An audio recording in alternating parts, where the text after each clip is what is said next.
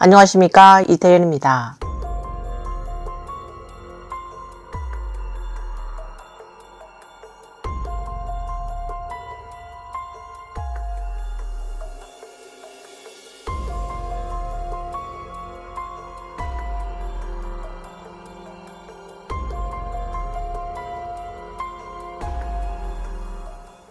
위 영상은 최근 네티즌들이 업로드한 것으로 한반도 정세가 고조됨에 따라 한국이 대규모 무장부대, 탱크, 전투기, 헬리콥터 등을 38선 근처에 배치하는 모습을 보여줍니다.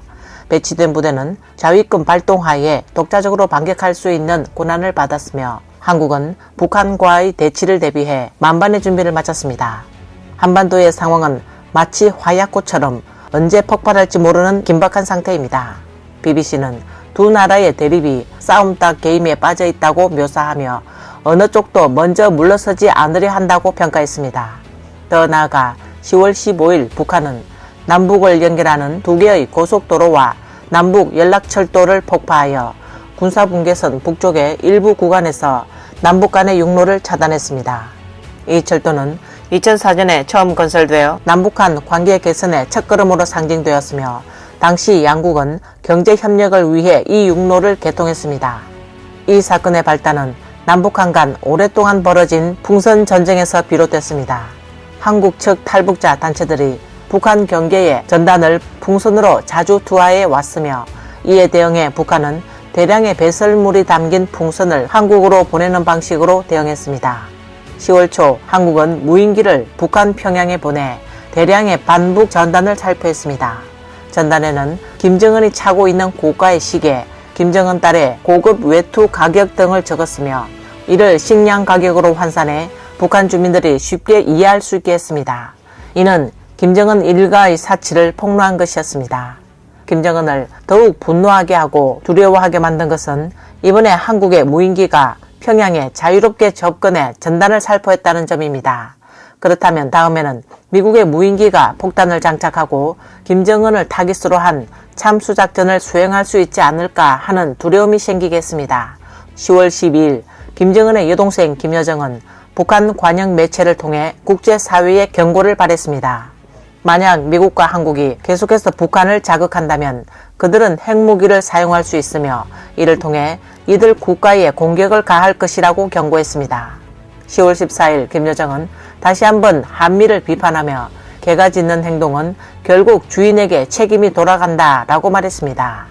10월 17일 김정은은 북한 인민군 제2군단 사령부를 방문하면서 한국은 외국의 적대국이며 주요 적이다 라는 발언을 했습니다. 북한 국회는 헌법을 수정하여 한국을 공식적으로 적대국으로 지정했습니다. 10월 16일 북한 국영방송은 학생들이 군에 입대하는 영상을 방송했습니다.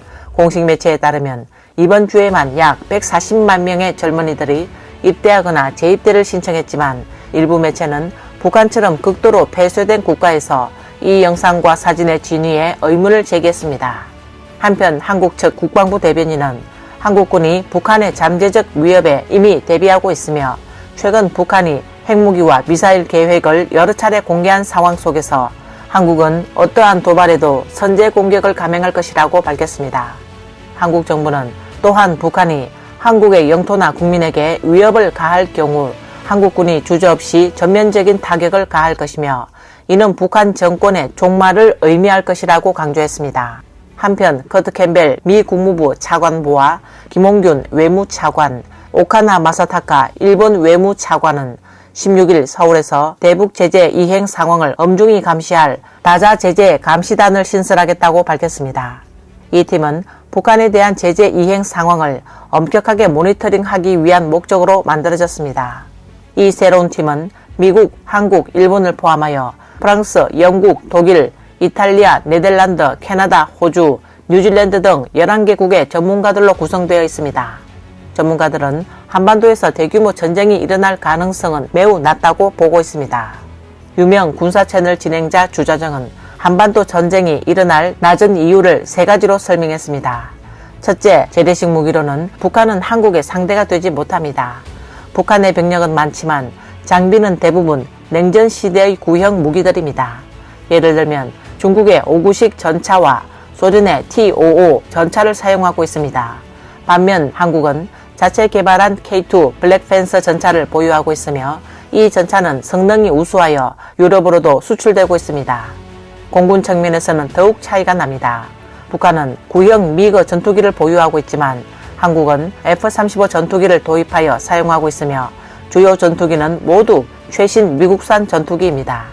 해군도 마찬가지로 한국은 세종대왕급 구축함과 이지스함을 보유하고 있으며 이들 함정에는 다양한 방공 미사일이 장착되어 있습니다. 또한 독일에서 도입한 잠수함에 자체적으로 개발한 발사 시스템을 설치하여 현무5 탄도미사일을 발사할 수 있습니다. 따라서 북한은 재래식 무기로 전쟁에서 한국을 이길 수 없습니다. 그렇다면 김정은은 전쟁을 일으킬 이유가 무엇일까요? 그리고 그 목표를 어떻게 달성할 수 있을까요? 이는 기존의 수단으로는 군사적 목적을 달성할 수 없습니다. 두 번째, 한반도 전쟁이 일어날 낮은 요인은 북한이 핵무기를 보유하고 있다는 점입니다. 이는 한국이 병력으로 우세함에도 불구하고 전쟁을 쉽게 선택하지 못하는 이유입니다. 김씨 왕조가 가장 신경 쓰는 것은 정권의 안정이며 만약 한국이 북진을 시도하면 북한이 핵무기를 사용할 가능성이 있기 때문에 이는 한국이 감당할 수 있는 무게가 아니기 때문입니다. 세 번째 요인은 미국의 한국 내 군사 주둔과 한미 동맹입니다. 특히 미국이 제공하는 핵 우산은 중요한 요소입니다. 만약 한국이 적국의 핵 공격을 받는다면 미국은 이를 자국에 대한 공격으로 간주하고 대응할 것입니다. 미국이 핵 우산을 제공하는 마당이니 북한은 대남 핵 타격은 엄두도 내지 못하고 있습니다. 김정은이 이번 분쟁을 일으킨 주된 목적은 무엇일까요? 그리고 북한과 중국과의 관계에는 어떤 미묘한 변화가 있었을까요? 자유아시아 방송에 따르면 한국당국대학교 정치외교학과 교수 김진호는 현재 중국과 북한의 관계가 좋지 않으며 올해 열릴 예정이었던 북한과 중국의 국경에 위치한 압록강 대교 개통도 이루어지지 않았고 모든 축하 행사도 취소됐다고 말했습니다. 이는 현재 북중, 즉 중국과 북한의 관계가 나쁘다는 증거입니다. 북한은 이와 같은 방식으로 미국의 관심을 끌고 있으며 미국이 반응하면 중국이 다시 북한을 중시하기 시작한다는 게 그의 전략입니다. 또 이러한 도발 행동으로 국제 협상 카드를 얻어내려 할 가능성도 있다고 말했습니다. 러시아는 우크라이나 침공 이후 북한과의 관계를 강화하고 있으며 협력 관계도 긴밀해지고 있습니다. 비록 중국이 오랫동안 북한의 후견이었으나 최근 몇 달간 북중 관계는 미묘한 변화를 겪고 있습니다. 예를 들면 한국중앙일보는 7월 말에 김정은이 푸틴을 만난 후 외교관들에게 1호 지시를 내리며 중국의 눈치를 보지 말라라고 지시했고 북한은 중국인민해방군 건군 97주년 기념 행사에도 대표단을 파견하지 않았습니다. 8월에는 북한이 국경 지역에서 중국이 설치한 라디오 방송국을 반대하고 처음으로 중국 드라마에 대한 규제령을 내렸습니다. 9월에는 소식통이 김정은이 중국을 숙적, 즉 철전지 원수로 규정했다고 전했습니다. 10월은 북중 수교 75주년이지만 북경에 위치한 북한 대사관은 조용한 상태였습니다. 2024년 1월부터 8월까지 중국이 북한에 수출한 총 상품 가치는 10억 6천만 달러 이상으로 전년 동기 대비 12.7% 감소했습니다. 중앙일보가 9월 말에 입수한 자료에 따르면 올해 들어 중국이 북한에 수출한 쌀은 지난해 동기의 11.3%에 불과하며 옥수수와 비료 등 농업 자재의 수출은 전년 대비 98% 이상 감소했다고 보도했습니다. 전문가들은 중국과 북한 간의 갈등이 심화되면서 중국이 무역량 조정을 통해 대북 관계를 공식적으로 긴축하기 시작한 것으로 보고 있습니다.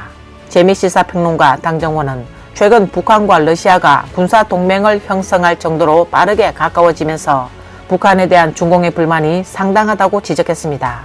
아울러 김정은은 이를 통해 중국과 거리를 두고 러시아와의 관계를 강화해 중러 사이에서 일종의 균형 전략을 구사하고 있음을 보여주고 있습니다.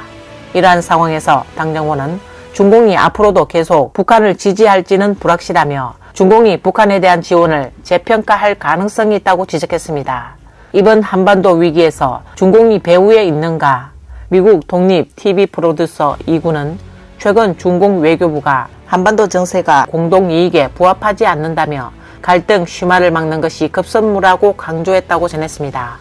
중공은 여전히 한반도 문제의 정치적 해결을 위해 노력한다는 중공의 입장에는 변함이 없다고 강조했습니다. 이군은 만약 남북 간 전쟁이 발발한다 해도 중공이 병력을 투입할 가능성은 매우 낮다고 보고 있습니다. 이는 중공의 이익에 부합하지 않기 때문입니다. 전쟁의 결과와 상관없이 북경은 불리한 상황에 직면할 수 있으며 전략적으로 활용할 수 있는 중요한 카드 북한을 잃을 가능성이 있기 때문입니다. 이는 중공에는 손해입니다. 게다가 최근 북한과 러시아의 밀착 관계는 중공을 곤란한 상황에 몰아넣고 있으며 중공은 북한에 일종의 징계를 가하려 할 가능성도 있다고 이군은 덧붙였습니다. 이로 인해 중공이 이번 위기에 개입할 가능성은 매우 낮습니다. 시사 분석가 곽구는 중공의 입장에서 현재 국제 정세는 모택동이 말한 천하가 어지러우면 어지러울수록 좋다라는 말로 요약할 수 있다고 설명했습니다. 중공은 전 세계의 혼란을 통해 이익을 얻으려 하고 있으며 특히 유럽과 중동의 정세 불안에 이익을 얻으려 하고 있습니다. 그러나 한반도에서 대규모 전쟁이 발발하는 것은 중공이 의도하지 않은 상황입니다. 그 이유는 다음과 같습니다. 첫째, 만약 한반도에서 전쟁이 발발한다면 미국, 북대서양 조약기구, 일본, 호주, 캐나다, 그리고 일부 동남아 국가들이 연합군을 결성할 가능성이 큽니다. 비록 많은 국가들이 직접 병력을 파견하지 않더라도 정치적, 경제적으로도 단합된 행동을 취할 것이며 이는 중공의 심각한 도전을 이야기할 것입니다. 둘째, 전쟁이 발발한 후 미국과 그 동맹국들은 아태 지역에 대규모로 주둔하며 높은 경계를 유지할 것입니다. 이로 인해 해당 지역, 특히 중국 대륙은 서방의 긴밀한 주시 대상이 될 것입니다. 이러한 상황에서 중공이 대만을 공격하려는 계획은 심각한 도전에 직면하게 될 것입니다. 대만을 봉쇄하려는 전략은 서방 군대가 서태평양에 대규모로 주둔하는 상황에서 실행하기 어려워질 것입니다. 대만의 기습 공격도 연합군의 철저한 감시 하에 거의 불가능해집니다. 현대전은 육해공 협력뿐만 아니라 장거리 타격 역량 합동작전이 필요하기 때문에 규모가 크게 진행되어 엄밀하게 수행할 수 없으며 어떤 기습작전도 성공하기 어렵습니다. 곽구는 종합적으로 한반도 위기가 중공이 기획한 것이 아니라고 판단했습니다.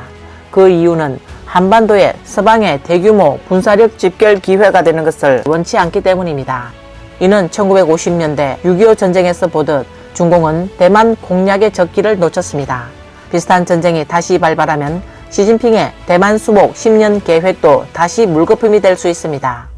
오늘 영상은 여기까지입니다. 시청해주셔서 감사합니다.